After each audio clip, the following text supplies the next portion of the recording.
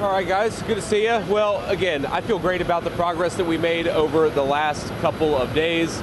We're looking forward to going back home. It's been a very long day. I know the reporters had a long day as well, so I appreciate you guys.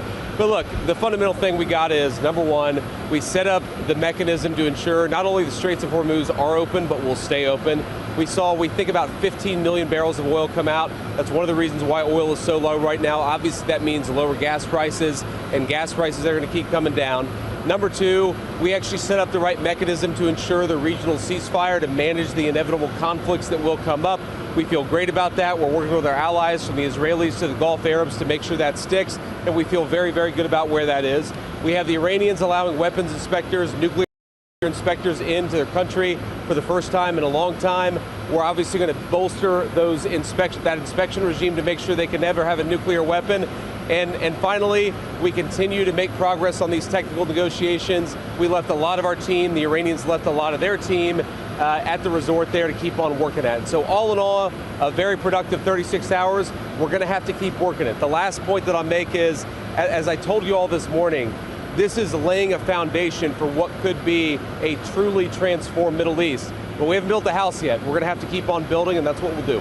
That's right, President. Just in terms of the negotiations, you've said before that you've been cautious on these negotiations, that you believe that people are not always acting in good faith. Have things changed over the past 36 hours during your meeting with Iran and the other mediaries? No, all I mean is, look, whether good faith or bad faith, you can't trust anybody's words. You have to trust what they actually do. Letting in the inspectors is a big deal, but again, we're going to see what they actually let the inspectors do once they're in the country. That's going to continually be a part of our negotiation. So my point is not that I trust or distrust anybody. My point is that I trust actions. And what the president has asked us to do is verify what they're doing, focus less on what they're saying. Sir, you mentioned conditions for the Iranians using these frozen funds. Sure. To buy American soy, for example. You mentioned that's something that was raised yesterday that they've already agreed to. The Iranians have already agreed to that? Yeah, that was something that came up yesterday, and we actually asked the Qataris to help us set up the mechanism so that we can ensure that the money goes where we want it to go, and they agreed to do that. We have a good relationship, obviously, with them and a good operational oversight mechanism in place. But even with that said, even with the caveat that's going to benefit American farmers and obviously benefit the people of Iran, we want both.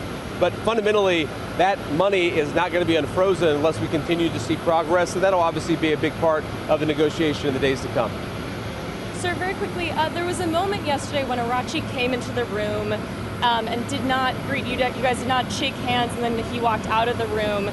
Did you feel snubbed by that? Did you feel it was an intentional move on their part? How did you interpret what happened?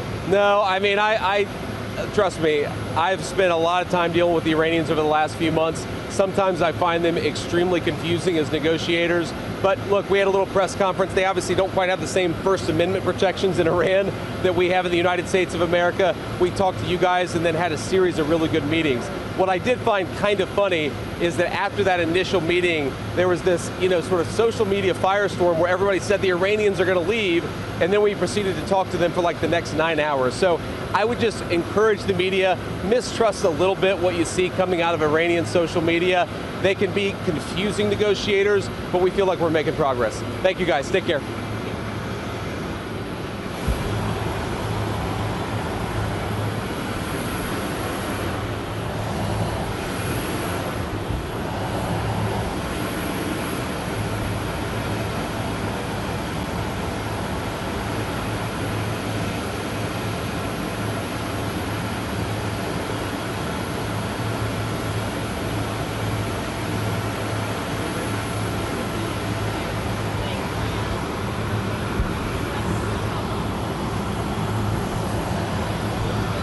What happened? I must have hit it.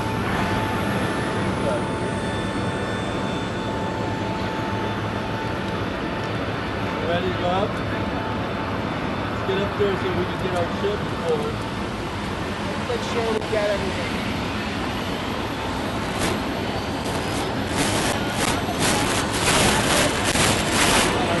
Yeah.